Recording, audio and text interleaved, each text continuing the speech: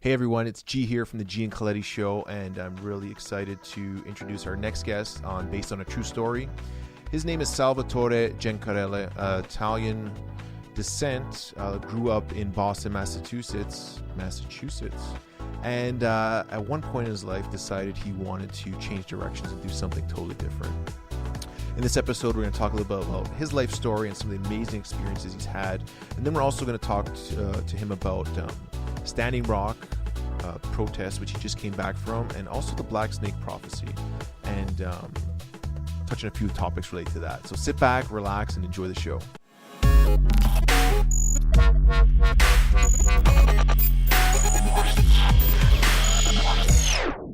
This episode is brought to you by Holy Shit, WHOLEYSHIT.com. Now you too can know how great it feels to be regular. It's an all-natural stool softener using 4 herbs, and it works incredible. If you want to go better, go more often, or just go, it's a great product for you. And get some free samples online. Enter in the promo code GC2016, and you'll get a 20% discount from us. Hey, Sal, welcome to the show. It's nice to see you again. Yeah, likewise. Yep. So this episode, based on a true story, we have Sal here, who he'll introduce himself and a little bit of his background. And he just got back from Standing Rock, and we're going to talk about that as well towards the end of the episode. So maybe we can start off, Sal, telling us about who you are, where you're from, and a little bit of your life story. Where you started off and how you got to what you're doing today. Yeah, great. Yeah. Well, first, I want to thank you, Gio, for the interview and just inviting me here again. Good to see you as well, and it's been a while. So, yeah, my background, Italian, obviously, Sal Gencarelle, grew up in Massachusetts on the East Coast. And when I was about 15, I met a Lakota man from South Dakota, and he ended up basically adopting me into his traditions, and I became his helper. This man was a ceremonial practitioner, a traditional person, and he came from a very, very strong line of traditional people. Even to the point, you could say that Crazy Horse was his great grandfather.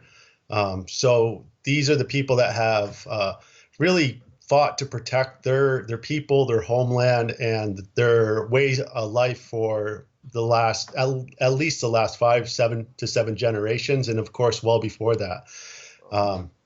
So yeah, I was out in South Dakota working for him. I'll ask you a question though. Sure. As a 15-year-old, you should be chasing girls and drinking beers. What made you what was going on in your life that made you want to move to a different path and to learn the native tradition? Was there something specific that happened, or?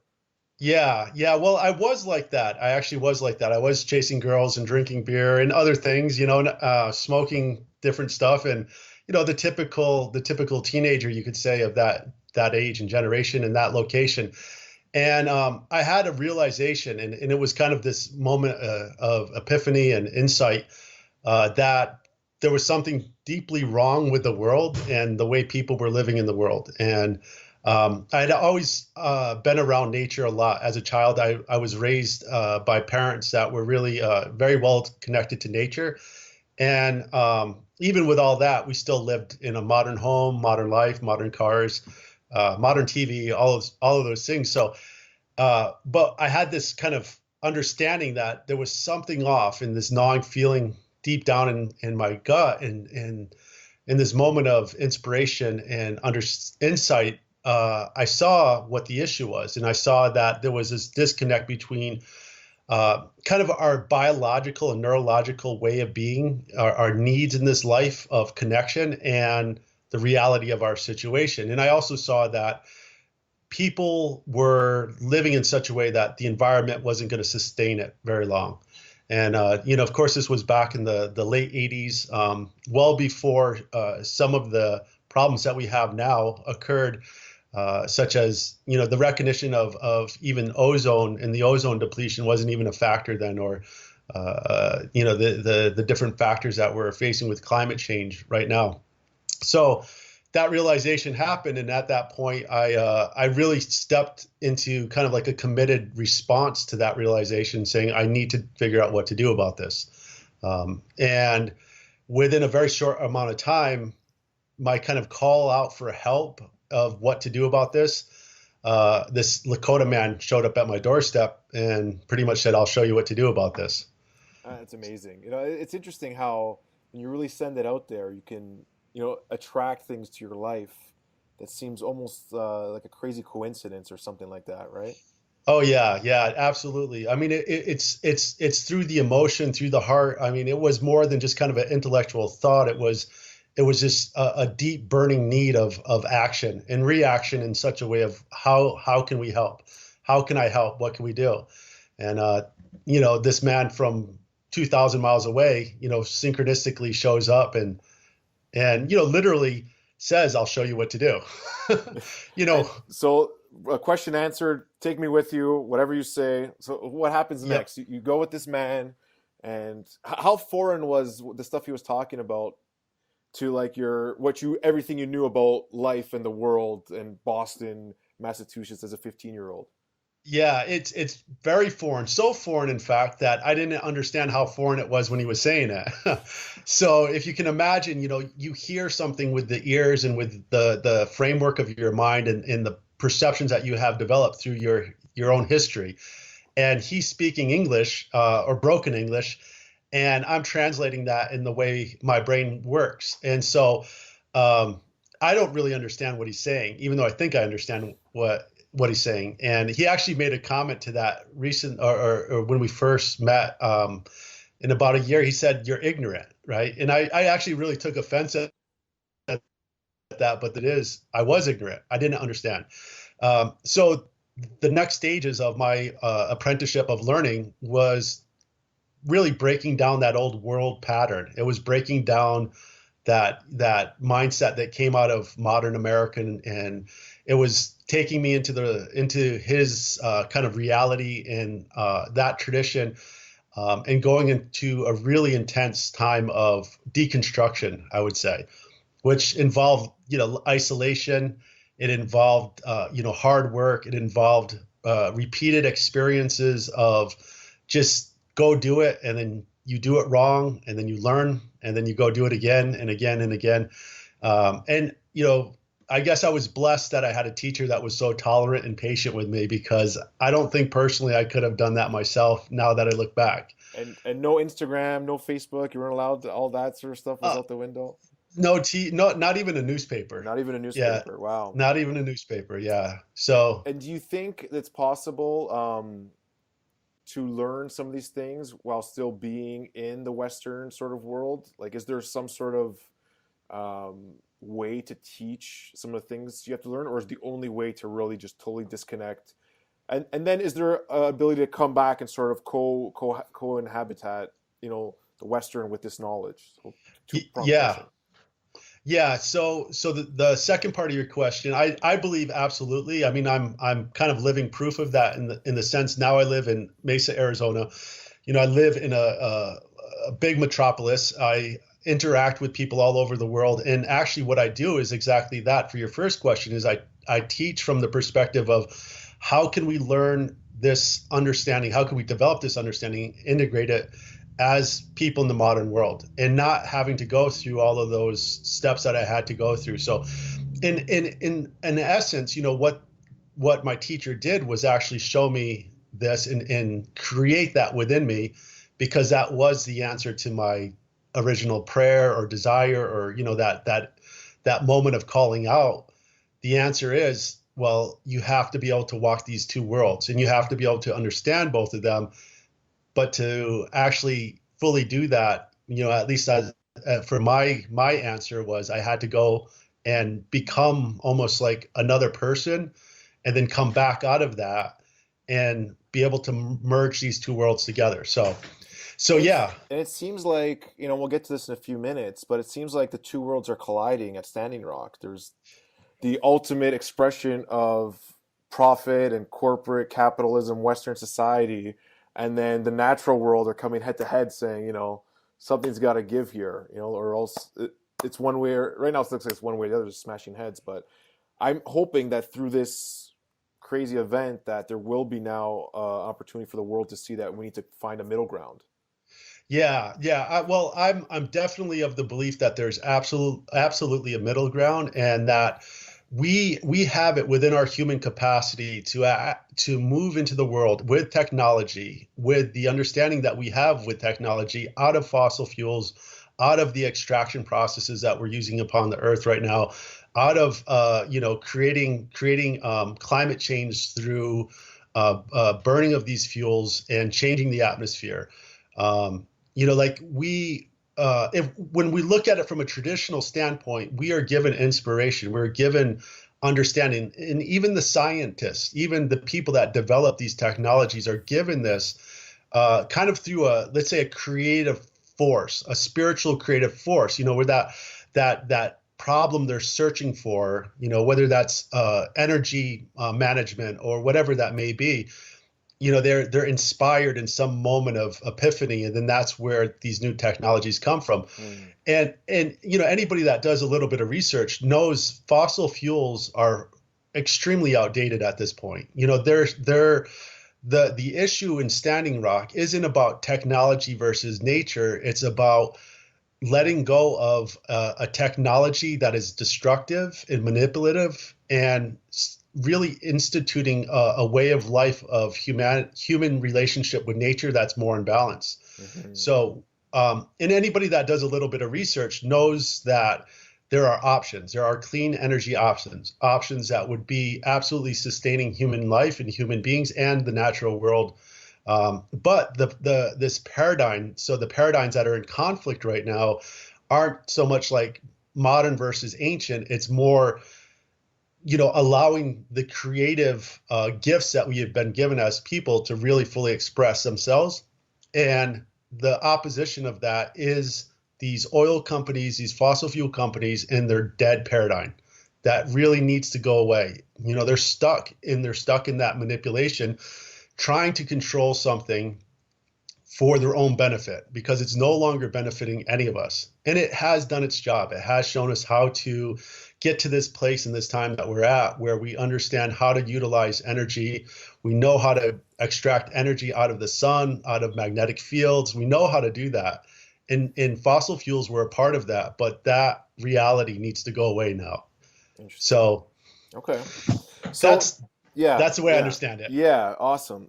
So before we get into specifics about Standing Rock, just a little bit more about when you went into the native sort of thing. So what sort of things did you see that you would think, if you didn't see it firsthand, were totally impossible? Because I remember you sharing some stories, like someone like myself who hasn't really had much exposure. I've done a few sweat lodges, but no real exposure to the native tradition. What are some things that you've seen, or some of the rituals and ceremonies that were really mind blowing to you that the average person would think is unbelievable?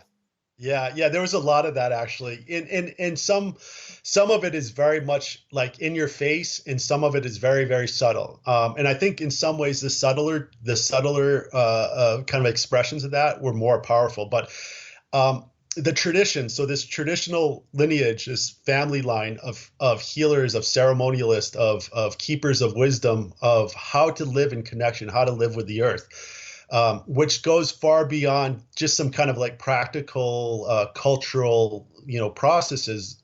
They have ceremonial practices that actually bring somebody from a very disconnected state, and the ultimate expression of that disconnection is a sickness such as cancer or some heart issue perhaps, or diabetes or organ failure, whatever that is. Like it's not viewed as just an anatomical issue. It's viewed as they're out of relationship with the collective. So these ceremonial practices and the healing that take place actually bring somebody back into connection with the collective.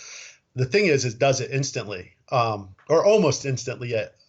When everything goes well, it's instant. So you can watch somebody step into a ceremony who has 4th-stage cancer, who was given 6 months to live, and then 20 minutes later, they are completely healthy, and then they go back to their doctors and they do the x-rays, you do the MRIs, the scans, the blood work, and they say there's no cancer. They write it off as a spontaneous remission.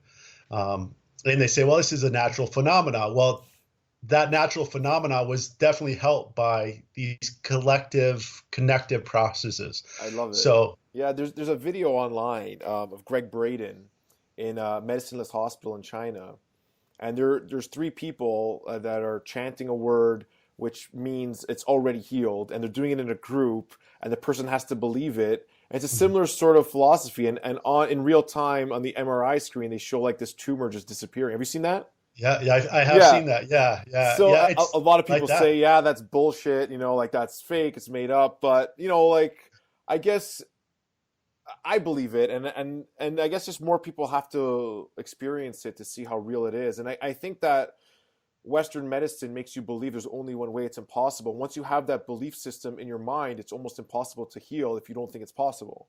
Does that Yeah, make yeah, sense? it does make sense. Doctors have incredible power that I don't think they fully understand. They have the power to bless people and curse people like no others, right? They can tell you you're going to die and you will Over. believe that and you will die. And they will tell you you will be okay. And in the same regards, through that belief, you will be okay.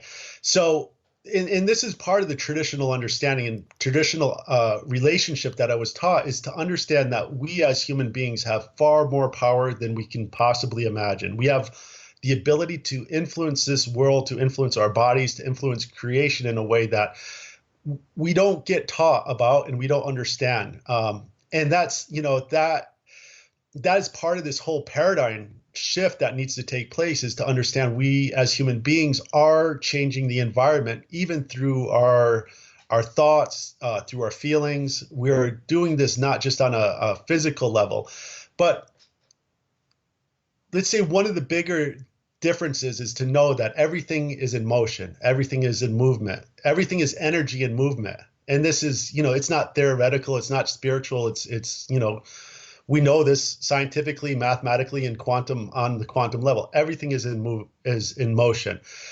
What we are taught, though, through our really English language is a big part of it, but also through that system is the staticness of life. We think that things are fixed. We think that that sickness, that cancer, that tumor, it's a real thing.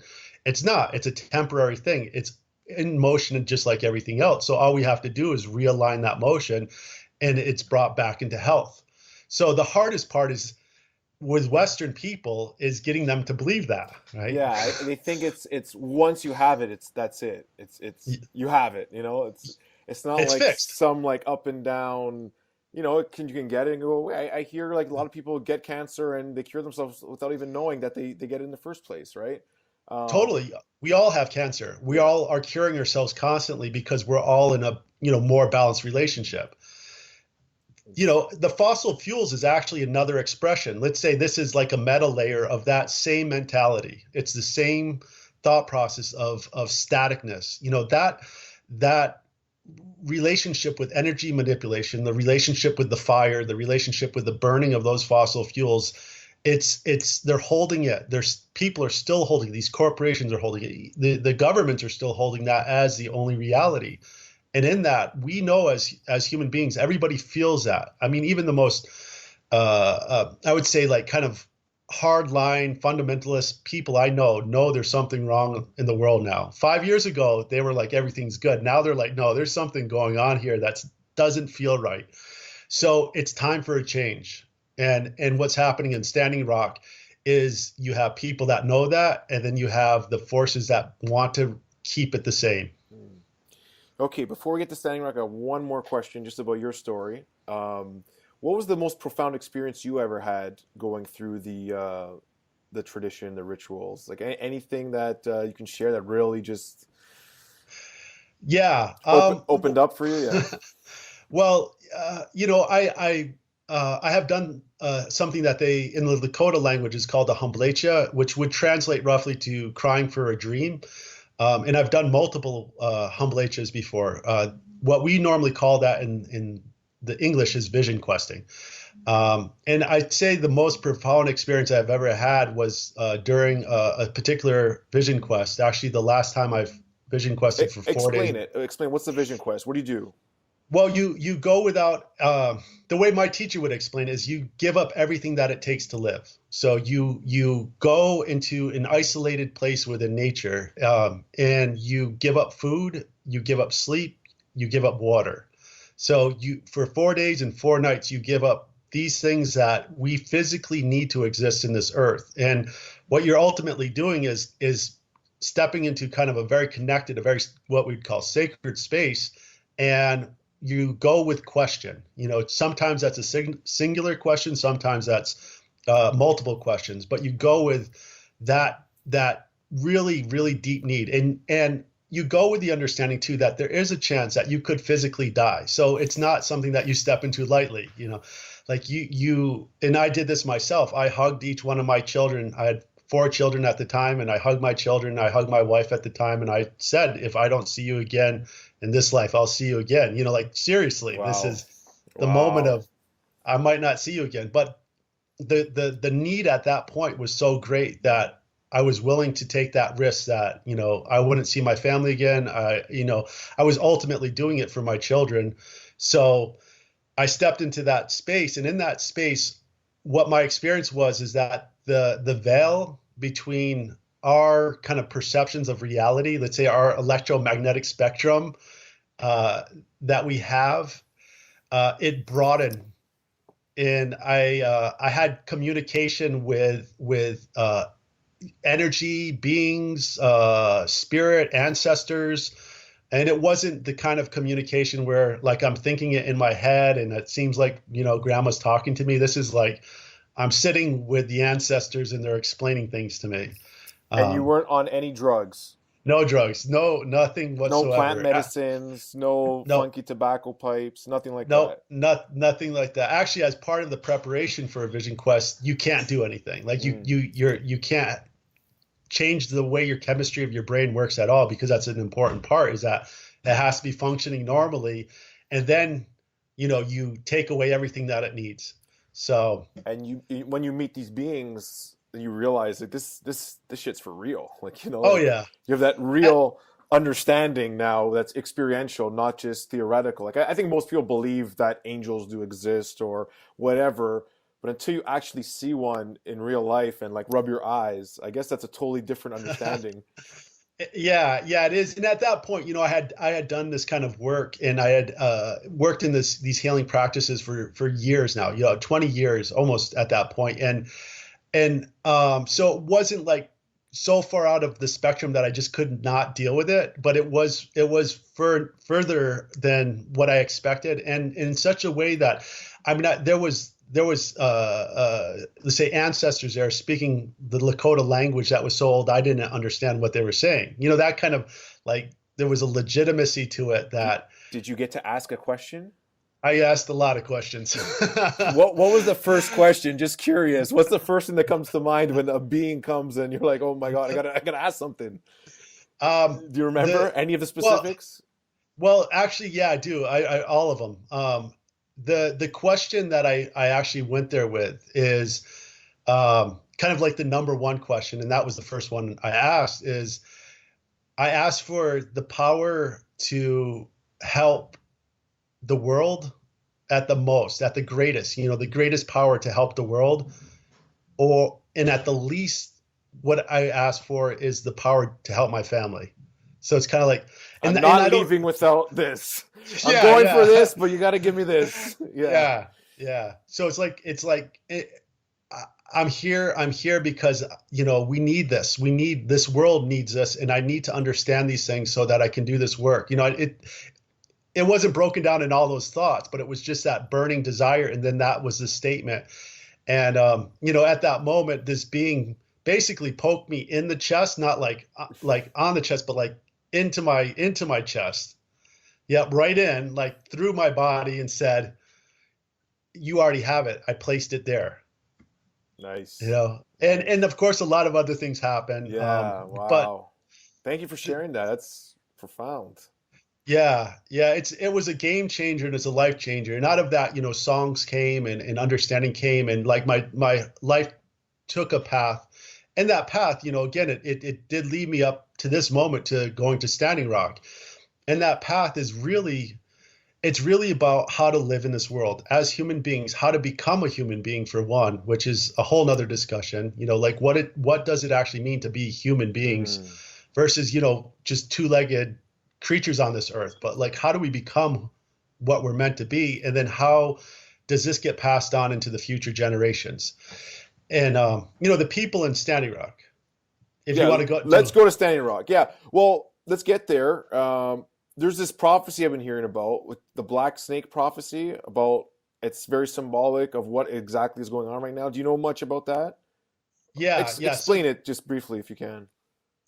basically the black snake prophecy is that there was a medicine person years and years ago that talked about a black snake in his vision. So he went on a similar kind of quest that I just described, and in his vision there was a black snake that was like put or came upon the land, that slithered and came across the land, and that this black snake would start like oozing its venom, its poison. And if that black snake, like, it was kind of like a prophecy of, if this was to happen, then life will die. Like, our lands, our homelands, the Lakota people that live in North Dakota, South Dakota, Minnesota, that their homelands will die. And so the message that it carried was, do not let this black snake take root in this land, or the people will die, the children will die, the future generations will die. And so that was the essence of the prophecy that came, and it left such an impression on the people that for generations now, people have been watching for this, looking for this. What does this mean? And it's always like, is this a symbolic thing? Is this telling us that this is something we need to deal with now? What is this about?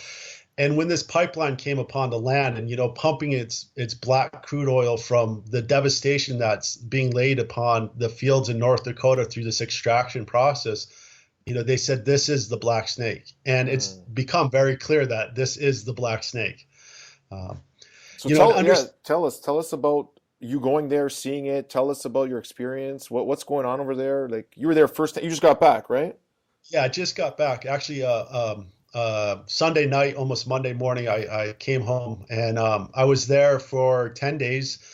I went up there after witnessing what occurred on the 27th of October, when they really violently removed the what they called the protector camp, or the North Camp. So they had set up a camp right in the direct pathline, or pathway of the pipeline. And when it came time for them to be removed, the people, there was no negotiation. The Dakota Access Pipeline, they haven't sat down and tried to figure this out or work through it. They pretty much have an agenda, and under the backing and the protection of the state of South Dakota and the police force, they're driving that forward without hesitation, and without compassion, and without any type of navigating diplomacy with the Lakota, the nations there. So they had this camp set up, and the police came in. They violently arrested people, pushing them back with batons, with these sound cannons, and all the different techniques they were using, pepper spray, non-lethal or less than lethal ammunitions. And one of the things that really touched my heart is that besides having all this medical or indigenous or traditional healing background, I was also a paramedic. I started in EMS on the Pine Ridge Indian Reservation back in '96. So I started to work for the tribes back then as an EMT, and then eventually a paramedic. And I saw paramedics, people that were on the ground helping other people, being arrested, being yanked out of cars. And having that understanding of 17 years in this field, police should know better, because it's the medics that save police. Mm-hmm. There's an understanding about that with first responders, police, fire, EMS. Like you do not do certain things, and victimizing, perpetrating violence upon EMS is absolutely unacceptable. So, anyways, as you can tell, I'm pretty passionate about that. I feel that.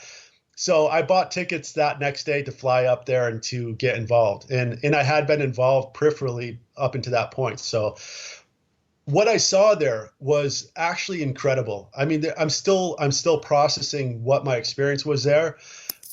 But this camp is not like anything you've ever seen before.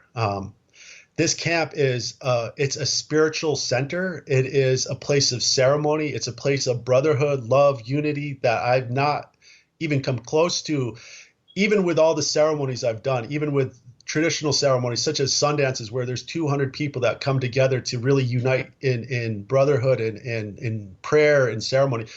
This is a place where over 1,000 and maybe up to 3,000 people are working with a sense of unity and a sense of trust and a sense of like pride in one another that's unbelievable. Indigenous people and European people and mainstream American people, Asian people, everyone comes together and basically looks each other in the eye and say, for the water, Mini Wichoni, water is life.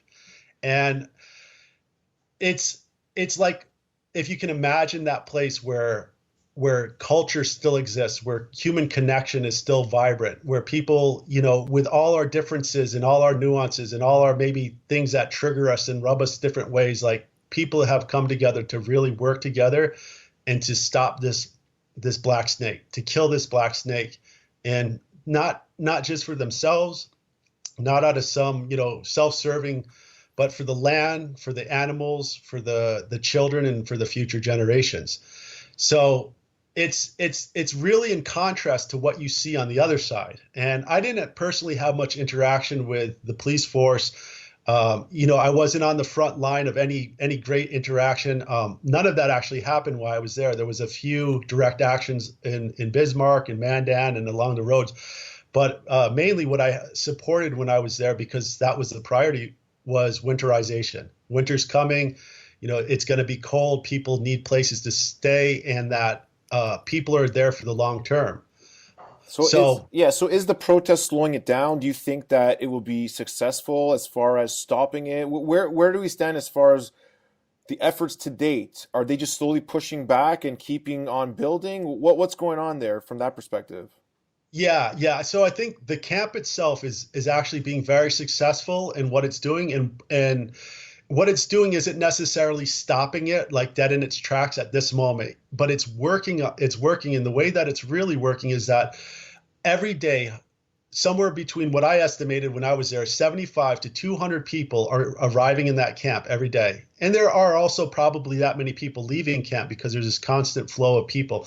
But, under what I just described of what that camp culture is like, 75 to 200 people a day are coming to camp and being exposed to that level of unity and brotherhood that, personally in all of my training and all of my traditional work, I have not seen on that level. So I know that everybody there hasn't seen this, or I'm pretty sure that, at least 99% of the people have never seen anything like this. Yeah. So what that's doing is that it's like a training ground of people working together, people working in unity, people being blessed by the ceremony. And it was anything from celebrities to, there was no class designation. There was no Nope. Everyone was there just for the cause, which is incredible.